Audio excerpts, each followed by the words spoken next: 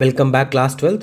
आज हम लोग डिस्कस करेंगे आपका chapter 5 security in the contemporary world. इस चैप्टर में वी विल डिस्कस कि what is the actual meaning of security, है ना, रादर देन लिमिटेड मीनिंग जो हम लोगों को अपने एक लेमैन लैंग्वेज में समझ में आती है। हम लोग इसको ब्रॉडर सेंस में डिस्कस करेंगे from the perspective of a country, from a nation and citizens के पॉइंट ऑफ व्यू से क्या सिक्योरिटी होती है। ये सारी चीज़ों को हम डिस्कस करेंगे और हम लोग देखेंगे कि किस तरीके से सिक्योरिटी थ्रेटन होती है और उसको प्रिवेंट करने के क्या सारी चीज़ें हमारे पास रिसोर्सेज या टूल्स के फॉर्म में अवेलेबल हैं, so that a nation can ensure security of its citizens and itself. Now सबसे पहले आप देखोगे कि सबसे बेसिक जो होता है, security implies freedom from threats. That means if you are feeling secure, that is कि you are feeling free from threats. आपको कोई थ्रेट नहीं है। थ्रेट एज इन कोई आपको नेगेटिव सिचुएशन ऐसी नहीं है जिससे आपके ऊपर प्रॉब्लम आती है ना। जैसे आप कहीं जा रहे हो, आप नहीं, अगर मान लेते कोई कहीं जा रहा है, if that person is being robbed, तो उसकी सिक्योरिटी पर हैम्पर होता है ये, ठीक है। तो उसकी सिक्योरिटी हैम्पर हो रही है, तो this is kind of security we understand in our daily language. But जब हम बात करते हैं नेशंस की, वर्ल्ड के लेवल पे सिक्योरिटी की, तो हम इन नैरो मीनिंग्स को नहीं ले सकते। We need some broader definitions, because अगर हम इस तरीके से चीज़ों को नेशंस के पर्सपेक्टिव से, आई एम नॉट सेइंग कि ये चीज़ क्या कहते हैं, सिक्योरिटी की सिचुएशन नहीं है, बिल्कुल है, but from a traditional point of view हम यहाँ पर दूसरी बात करेंगे। जैसे हम बात करेंगे नेशंस के पर्सपेक्टिव से, ये आपके इंडिविजुअल पर्सपेक्टिव से सिक्योरिटी है, but in this chapter nation के पर्सपेक्टिव से आप देखोगे तो नेशन के पर्सपेक्टिव से सिक्योरिटी की चीज़ें अलग आती हैं। उसमें आपके सबसे पहले पॉइंट आता है कि something that is threatening your core values, है ना, किसी कंट्री के कोर वैल्यूज़ को थ्रेटन करना। तो कोर वैल्यूज़ को थ्रेटन करना, कोर वैल्यूज़ का मतलब किसी कंट्री की अगर हम बात करें तो कोई भी कंट्री होगी वहाँ पे उनकी कुछ कोर वैल्यूज़ होंगी। सॉवरेनिटी होगी, है ना, टेरिटोरियल इंटेग्रिटी होगी, इंडिपेंडेंस होगा, ये सारी चीज़ें एक कोर वैल्यू फॉर्म करती हैं। तो अगर किसी कंट्री की कोर वैल्यूज़ पे थ्रेटन आता है, हार्म आता है, then that is consider a situation of security. फिर आप बात करोगे कि बिहाफ ऑफ सिटीजन्स भी गवर्नमेंट देखेगी कि ये सारी कोर वैल्यूज़ पर प्रॉब्लम नहीं आनी चाहिए, so that each and every citizen is feeling safe and secure. Now अब आप देखोगे कि इस तरीके की कोर वैल्यूज़ होती हैं कई सारी, है ना। तो जो हम लोगों ने डिस्कस किया कि ये सारी चीज़ें कोर वैल्यूज़ का पार्ट होंगी। तो आप कोर वैल्यूज़ में देखोगे कि सिक्योरिटी अगर थ्रेटन हो रही है कोर वैल्यूज़ की इस तरीके से कि हमारी कोर वैल्यूज़ डैमेज करेगी वो चीज़ और उसको बियॉन्ड रिपेयर ले जाएगी, है ना, तो हम लोगों को उसको या तो डील करना पड़ेगा सही करने के लिए या फिर उसको स्टॉप करने के लिए ताकि फर्दर डैमेज ना हो सके। Then that is a situation of security. इसका मतलब क्या हुआ, सिक्योरिटी रिलेट करेगी आपकी जब कोर वैल्यू थ्रेटन होती हैं किसी कंट्री की बियॉन्ड रिपेयर, तो उसको फर्दर प्रिवेंट करने के लिए कि रिपेयर डैमेज ना हो, आप देखते हो कि ये सिक्योरिटी के डोमेन में आता है। देन अब यहाँ पर हम बात करेंगे सबसे पहले जब सिक्योरिटी की, तो आप देखोगे कि सिक्योरिटी दो नोशंस में है ना, दो ग्रुप में है। एक ट्रेडिशनल नोशन है आपका and the other one is non traditional notion. तो आप देखोगे कि security has been divided into two groups, one is traditional form of security and the other is non traditional conception of security. Part by part we will discuss each of these, and within them we will discuss कि how many factors are there within traditional conceptions of security and non-traditional conceptions of security. Now starting with the traditional notions, हम देखेंगे यहाँ पर सबसे पहले जो आता है एक्सटर्नल। एक्सटर्नल मीन्स कि आपको कंट्री के बाहर से क्या इफेक्ट आ रहा है, ठीक है।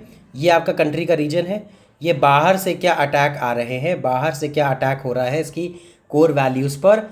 This forms the basis of traditional notion में एक्सटर्नल सिक्योरिटी का थ्रेट, है ना, कि एक्सटर्नली क्या थ्रेट हो सकता है ना। बाहर से सबसे पहले हम लोग देखते हैं वेन एवर नेशन क्या कहते हैं आपका थ्रेटन फील करता है, then that is from outside boundaries, दूसरी कंट्री करती है, दूसरा नेशन अटैक करता है। तो इस तरीके से आप देखोगे ट्रेडिशनल में भी यही चीज़ें होंगी। तो ट्रेडिशनल में सबसे आपका इम्पॉर्टेंट जो डेंजर होगा सोर्स का, दैट इज़ मिलिट्री एक्शन, है ना, मिलिट्री एक्शन। क्योंकि किसी भी कंट्री पे अटैक करने के लिए किसी कंट्री को आर्मी चाहिए होगी, मिलिट्री चाहिए होगी, अगर ट्रेडिशनली वो वॉर के सेंस में अटैक कर रहे हैं, then military action endangers the core values of sovereignty, independence and territorial integrity. तो आपको पता है एक कंट्री दूसरे कंट्री पर अटैक करेगी तो वो दूसरी कंट्री जिस पर अटैक कर रहे हैं उसकी सॉवरेनिटी को अफेक्ट करेगा, उसकी टेरिटोरियल इंटेग्रिटी को अफेक्ट करेगा एंड साथ ही साथ उसके इंडिपेंडेंस को भी, because all these things are important for a nation to sustain as a independent sovereign nation, जो अपने आप में खुद सेल्फ फंक्शनिंग होता है विदाउट एनी आउटसाइड इंटरफेरेंस। ठीक, मिलिट्री एक्शन से और क्या आता है? मिलिट्री एक्शन से और प्रॉब्लम्स आती हैं, सिविलियंस की लाइफ डेंजर में पड़ती है। नॉट ओनली जब मिलिट्री एक्शन होता है तो आर्मी के लॉस के अलावा सिविलियन लाइफ पर भी क्या कहते हैं, आप देखते हो बॉम्बिंग होती है ना, शेलिंग होती है, वेपन्स का यूज़ होता है, because it brings down the moral of the fighting army. जैसे आप इसका एग्जाम्पल सबसे अच्छा देखोगे वर्ल्ड वॉर 2 में, when Hiroshima and Nagasaki were bomb, nuclear bombed bye US, तो उसका पर्पस क्या था? उसका पर्पस ये था कि जो लोग सपोर्ट कर रहे थे, जो सिटीजन सपोर्ट कर रहे थे all over the country, Japan में क्या कहते हैं आपके अगेंस्ट अदर कंट्रीज, तो जैसे ही बॉम्बिंग हुई people were devastated, their moral was brought down, क्योंकि उन्होंने देखा कि इतना ज़्यादा डिस्ट्रक्शन हो गया है and that too civilian population का। तो इससे क्या होता है कि आर्मीज़ का सपोर्ट चला जाता है and their moral is down. तो सबसे इंपॉर्टेंट चीज़ आप देखते हो यही चीज़, ठीक है। फिर आप देखोगे कि इसमें जो है रिस्पॉन्ड करने के लिए थ्रेट में गवर्नमेंट हैज़ 3 बेसिक चॉइसेस।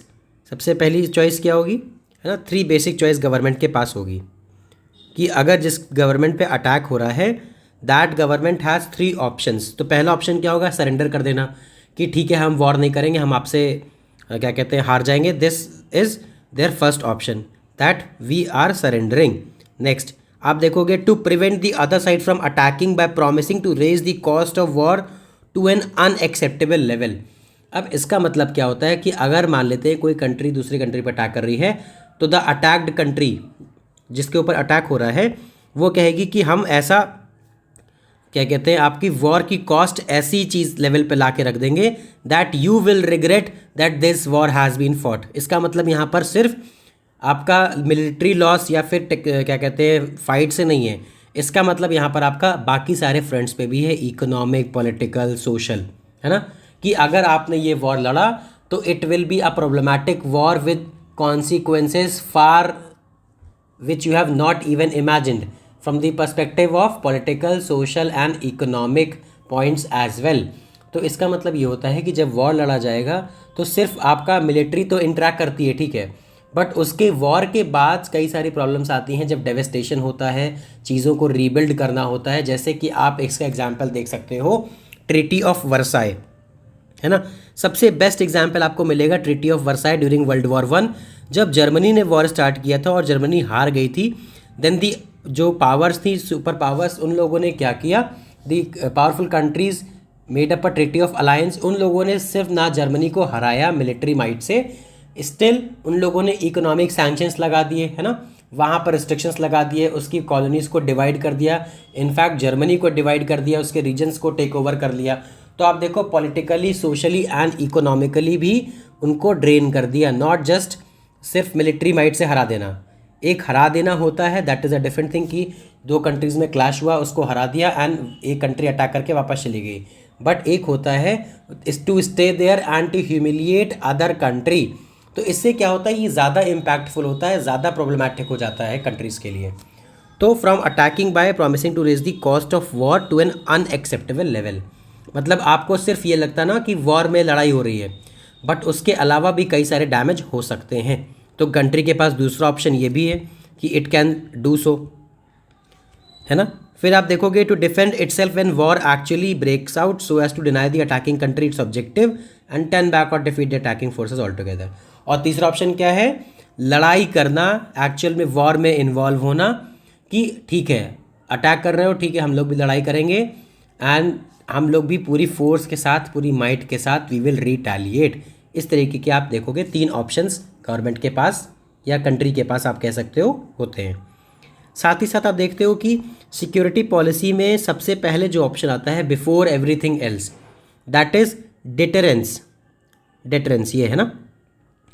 अब डेटरेंस क्या होता है कि deterrence is avoiding war at cost, cost as in not यहाँ पर कोई चीज़ देने के, या फिर मतलब आप इसको कंसीडर कर सकते हो बातचीत से, है ना, समझौता जिसे कहते हैं, उससे we can avoid war, because war से आपके सिर्फ डैमेज होता है, कंट्रीज़ क्या कहते हैं इकोनॉमिकली बहुत ज़्यादा चीज़ें बेयर करनी पड़ती हैं, रिसोर्सेज को डाइवर्सिफाइड जो होते हैं आपको पूल करना पड़ता है towards military resources, so that you can continue making weapons and continue retaliating with the other country.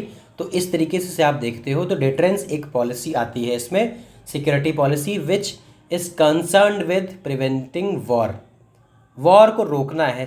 तो ये एक आप देखते हो कि सिक्योरिटी की पॉलिसी है। दैट मीन्स आप इसमें ये नहीं कर रहे हो कि अगर दो कंट्री हैं A versus B and A is trying to attack, तो बी ने कहा कि हम डिटरेंस फॉलो करना चाहते हैं तो इसके लिए बी इज़ कावर्ड, नहीं, बट बी इज़ सेइंग कि हाँ वॉर अवॉइड करना चाहिए, बिकॉज ऐसी चीज़ से कोई फ़ायदा नहीं है, लॉसेस दोनों फ्रंट पे होंगे और जो लॉसेस होंगे उनको रिकवर करने में काफ़ी टाइम लग जाएगा, जो कंट्रीज़ के लिए प्रॉब्लमैटिक हो जाएगा, है ना। क्योंकि आप देखो वॉर के बाद क्या होता है कि वॉर के बाद चीज़ें प्रॉब्लम हो जाएगी, वहाँ पर रिसोर्सेज की कमी हो सकती है, आपके सिविलियंस का लॉस होगा, डैमेज होगा, मिलिट्री में लॉस होगा, आर्मी का, सोल्जर्स का, वेपन का। तो ये सारी चीज़ों को रेप्लेनिश करने में, दोबारा से चीज़ें खड़ी करने में it will require massive amount of money and time. तो दोनों चीज़ों से क्या होता है कि कंट्री की प्रोग्रेस रुक जाती है। तो इस तरीके से डेटरेंस आप देखते हो, जैसे इंडिया को आप देखो अगर, तो India has practice deterrence most of the time with Pakistan. Pakistan क्या करता है, इंस्टिगेट करता है कि आओ वॉर करो वॉर करो, बिकॉज पाकिस्तान के पास कोई काम है नहीं, उनके पास ये है कि हम किसी तरीके से इंस्टिगेट करें और फिर हम पब्लिक प्लेटफॉर्म पर ये शो कर सके, ग्लोबल प्लेटफॉर्म पे, दैट इंडिया इज़ अटैकिंग अस और हमारे साथ ये ऐसा हो गया, हमारे साथ ये गलती हो गई, ठीक है। तो इंडिया क्या करता है, इंडिया की डेटरेंस पॉलिसी है, जैसे न्यूक्लियर डेटरेंस पॉलिसी इंडिया की। तो अटल बिहारी वाजपेयी जी ने कहा था व्हेन इंडिया क्या कहते हैं पोखरण 2 का टेस्ट इन्होंने किया था, तो इन्होंने कहा था कि हमारे पास न्यूक्लियर वेपन्स हैं, हम न्यूक्लियर वेपन्स नहीं यूज़ करेंगे। पाकिस्तान बहुत क्लेम करता था कि we will use nuclear weapons against Indian population.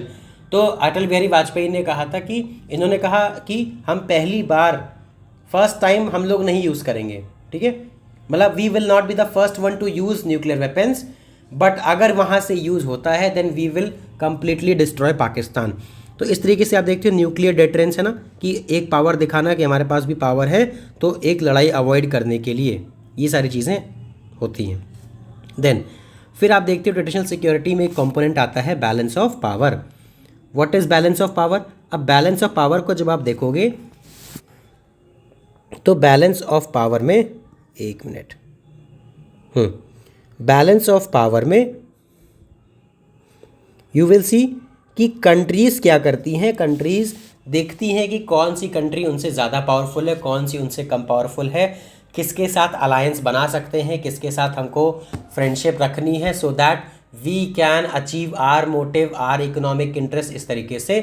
तो ये सारी चीज़ें क्या होती हैं बैलेंस ऑफ पावर को मेंटेन करने के लिए, क्योंकि आपको पता है अगर 4-5 कंट्रीज़ हैं जैसे ए, बी, सी एंड डी, तो ए जैसे, या आप रियल लाइफ एग्जाम्पल ले लो डायरेक्टली, यूएस, चाइना, इंडिया, है ना, जर्मनी, यूके, ये सारी कंट्रीज़ हैं। तो आपको पता है कि ये सारी मेजर पावरफुल कंट्रीज़ हैं, है ना, इज़राइल।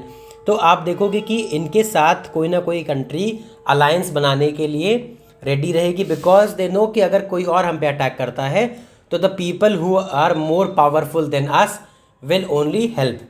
तो जब आपको पता है बैलेंस ऑफ पावर, तो इसी तरीके से क्या होता है कंट्रीज़ अलायंस बनाती हैं, चीज़ों को देखती हैं कि हमारे साथ कौन खड़ा होगा, कौन हमारी कंट्री फ्रेंड है, कौन हमारी कंट्री एनिमी कंट्री है ना।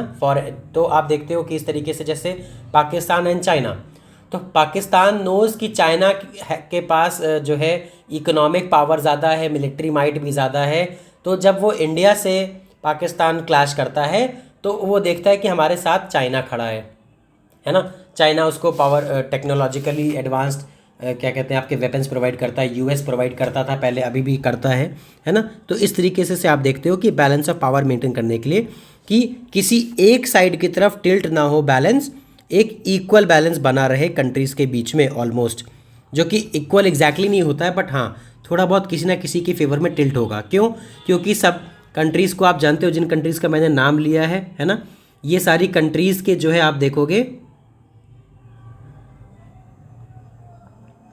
ये सारी कंट्रीज़ को आप देखोगे कि इन सब का जो है, एक मिनट, इन सारी कंट्रीज़ की मिलिट्री माइट ज़्यादा है, डिफेंस एक्सपेंडिचर ज़्यादा है, तो ऑब्वियस सी बात है as compare to other nations इनकी मिलिट्री माइट ज़्यादा होगी। इस वजह से आप कई सारी चीज़ें देखोगे।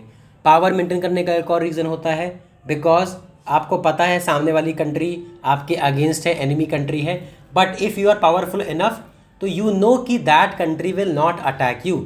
जैसे देखिए चाइना है, चाइना आप पे अटैक कर, चाइना कहता है कि हम पावरफुल हैं, हम ऐसे हैं, वेपन्स हमारे पास ज़्यादा है, ठीक है, वो सारी चीज़ें बिल्कुल सही हैं, but China is also aware कि इंडिया कोई वीक कंट्री नहीं है ना। India is one of the powerful country in the world. भले ही हमारे पास थोड़ा एडवांस उतना चीज़ें नहीं हैं, धीरे धीरे वी आर क्या कहते हैं प्रोग्रेसिंग, हम लोग अपना अपडेशन कर रहे हैं वेपन्स में, है ना, मिलिट्री स्ट्रक्चर में, कई सारी चीज़ें। Still India is a powerful country and China is aware of this.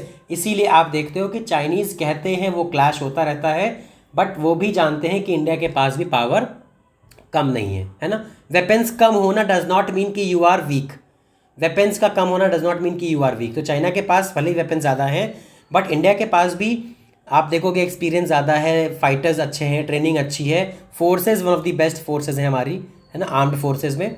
तो आप देखते हो ये सारी चीज़ें चलती रहती हैं। तो इस वजह से कंट्रीज़ में एक बैलेंस ऑफ पावर बना रहता है कि हाँ सामने वाली कंट्री पावरफुल है, भले ही अटैक नहीं कर रही है, but we need to be prepared कि अगर अटैक करेगी then we are fully aware कि हम लोग रिटेलिएट कर सकते हैं। ठीक, देन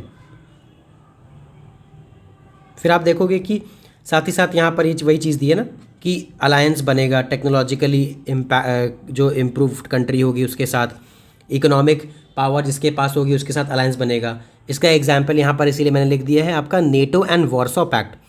अब आप देखो नेटो एंड वॉर्सो क्या था कि जब कोल्ड वॉर चल रहा था यूएसएसआर एंड यूएसए के बीच में, तो आप देखोगे कि वहाँ पर कई सारी कंट्रीज़ थे जो यूएसएसआर के साथ ज्वाइन हो रही थी। Many of the countries joined with USA in NATO. तो आप देखो जो कंट्रीज़ यूएसए के साथ अलायंस थी वो नेटो में थी, नॉर्थ अटलांटिक ट्रीटी ऑर्गेनाइजेशन, और जो कंट्रीज़ यूएसएसआर के साथ थी वो वॉर्सो पैक्ट में थी कि अगर किसी एक कंट्री पर अटैक होता है इनमें से किसी एक अलायंस के, then other countries will also participate उसके फेवर में, उसकी हेल्प करने के लिए। ठीक है, तो इन सब का बेनिफिट ये होता है कि बैलेंस ऑफ पावर एक मेंटेन रहे। देन जो आपका फोर्थ है कंपोनेंट वो आपका अलायंस बिल्डिंग है, यही जो मैंने आपको अभी बताया। थर्ड आपका बैलेंस ऑफ पावर था, फोर्थ आपका अलायंस बिल्डिंग। कि अलायंस बिल्डिंग का मतलब ये होता है कि कंट्रीज़ अलायंस बनाएंगी कौन सी कंट्री के साथ, अपने बेनिफिट के लिए। इकोनॉमिक बेनिफिट हो सकता है, मिलिट्री बेनिफिट हो सकता है, एनी काइंड ऑफ बेनिफिट, या फिर इंटरेस्ट सिमिलर हो सकते हैं, है ना। जैसे आप क्लास में जब रहते हो तो you vibe with the same people जिनके साथ आपकी वाइब मैच होती है ना, कहते हैं ना वाइब ना सेम चले, तो वो वाली वाइब है जिसके साथ आपकी वाइब सेम चलेगी, देन आप उसके साथ कनेक्ट हो जाओगे। वो चाहे टीचर हो, वो चाहे बच्चा हो, वो चाहे कजिन्स हो, है ना, तो आपकी वाइब मैच होने की बात है। तो सेम चीज़ होता है आप ग्लोबल लेवल पर देखो तो आप अगर एक तरीके से चीज़ें देखो ना, तो जैसे आपके लेवल पे स्कूल पे होता है वही चीज़ें बस ग्लोबल लेवल पे ज़्यादा वैसी हो रही हैं।